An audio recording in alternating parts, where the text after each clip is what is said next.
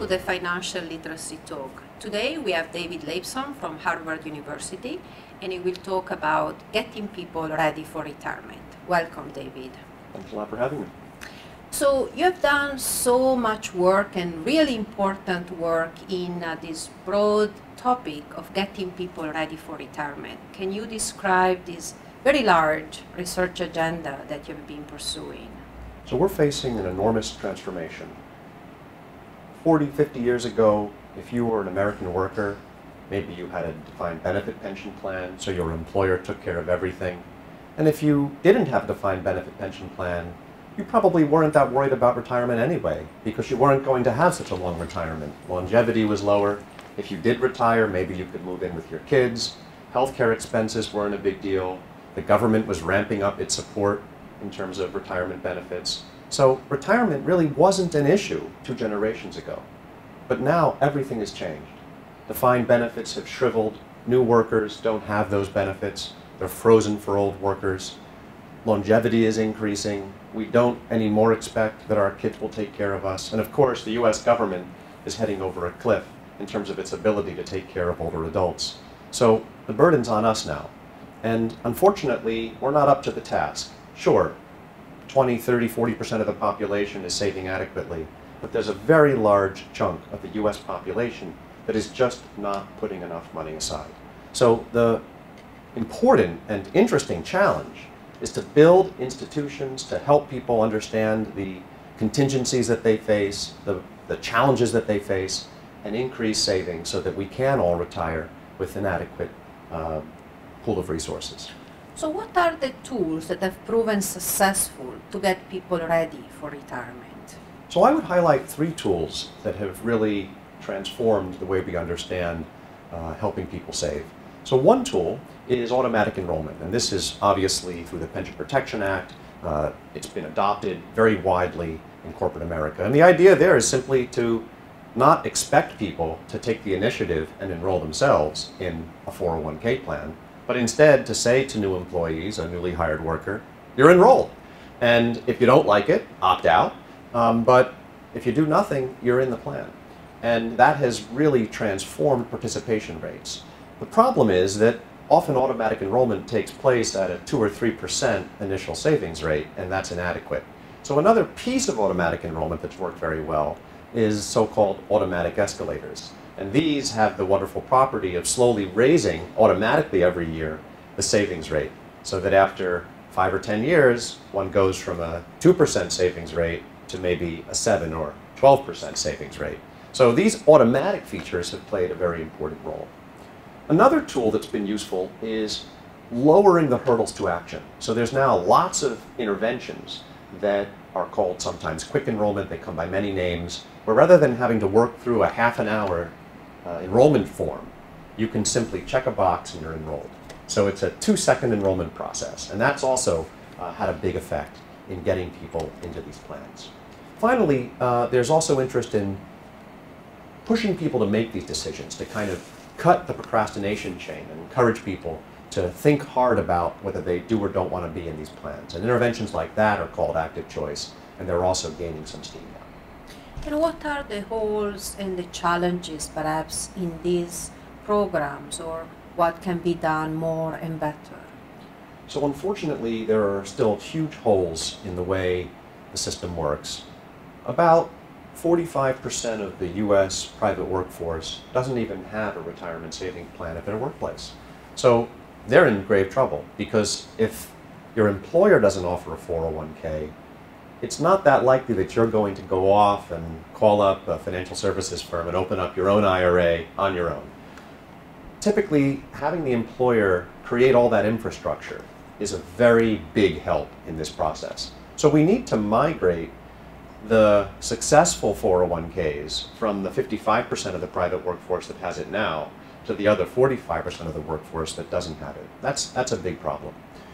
We also need to accelerate the savings even among those who do have 401ks. As I said a moment ago, even if your employer automatically enrolls you in a workplace 401k, you may be automatically enrolled at a 2 or 3% savings rate, and that's just not nearly enough, particularly in light of the fact that there's enormous leakage from these accounts.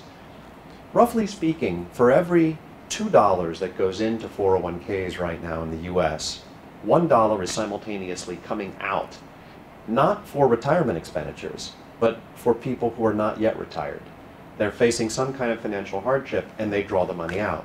So we're actually saving half as much as we think we're saving in these accounts, given the enormous flow of leakage out of these accounts. And by the way, I'm not counting loans as leakage, because loans by and large get repaid. Leakage is honest-to-goodness distributions from the account that are not going to be repaid, that are paid out to people before retirement. So we have this enormous leakage problem. 401ks have become not just a retirement savings account, they've become the source of liquidity throughout the life cycle, for buying a new home, for paying a medical bill, for sending a kid to college, for paying for a vacation. This is where many Americans are going to meet these expenses. So we need to accelerate the amount of money that goes into these accounts in light of the fact that so much money is coming out before retirement. We're also facing an enormous challenge in terms of income during retirement. Annuitization is the problem here, or somehow addressing the risk of outliving one's assets. We call that longevity risk. So the problem there is how to help people annuitize their wealth, at least partially, so that they don't have as grave a risk of living too long and spending down their assets to the point that too little is left to sustain their quality of life. But there's a related problem there, which I take very seriously, which is the average decline in cognitive function as we reach the late stages of life. So for example, in the 80s, about 1 in 2 Americans have significant decreases in cognitive function to the point where they really can't be making highly sophisticated financial decisions. And yet we expect them to take their 401k, produce an IRA rollover, and then asset allocate, make appropriate withdrawal decisions, make all sorts of financial decisions. We live to our 80s now, that's the norm. And yet if 1 in 2 of us is experiencing either full-blown dementia or something near to dementia, not quite dementia, we've built a system that's bound to be broken because 1 in 2 people can't make these decisions. They're going to need help. So do we have a help service? Do we have advisory services? Do we have maybe a check that just comes in the mail every month that doesn't require a lot of decision making? We need to think a lot harder about the spending and decision making of older adults, people who sadly, once they reach their 80s, have a 50% chance of some sort of significant cognitive impairment. David, I've read all of your papers and they are excellent That's very and kind. so creative. So what's next? Where are you working next, and what are the most urgent questions or the most compelling research question that you're working on next?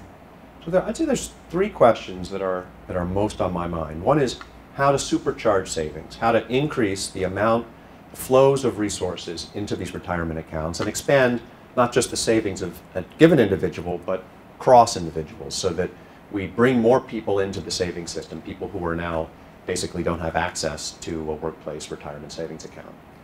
I also think we have to think about this leakage problem, and that may mean a complete redesign of the whole 401k system. Right now, you take money out, you pay a 10% penalty at most. For a lot of withdrawals, you pay no penalty at all. We have a kind of odd system where we have a single flavor of retirement account, basically. It's the 10% penalty 401k style retirement account. And yet we have 500 flavors of ice cream. Why do we have one kind of retirement account and 1,000 different types of coffee and 1,000 different kinds of ice cream and all these different car models? We should have more richness, not enormous choices. I don't think having 1,000 401ks would be useful, but maybe we should have 2 kinds of 401ks. For example, you could imagine telling American workers, you have alternatives. You can put money into a 401k account with a 10% penalty, or you can put money into a 401k account that serves as a lockbox, where there's no withdrawal before retirement, and you can pick any mix of the 2, worker. So if you want to put 70% of your funds into an account that has a 10% penalty, terrific. You could also put 30% into an account with a lockbox that really protects it. We should think a lot harder about how to enrich the savings environment, to give people more tools that will help them resist temptation, that will help them reach retirement with adequate resources. I don't want to twist people's arms, but I do want to give them a little more scope to hold back the spending during their working life and emerge with resources when they actually get to retirement. And if that means that they want to control themselves with a little more illiquidity, terrific. Some of our recent work shows that people want accounts like that.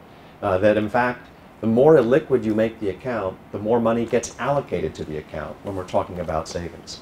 So I think we need to kind of dig down and explore all of those issues. I also think we have to think about annuitization. So that's a dirty word. Most people don't like the word annuity. So let's not use that word when we talk about longevity insurance. But we need to find a way to get people guaranteed income so that if they do live a very long time, they have a backstop and the check keeps coming. And I think that means redesigning the set of products that are available to older adults and creating products that are more appealing than the modern annuity, which very few people actually want. Thanks, David. I very much look forward to reading this work. Thank you. Thanks for having me today.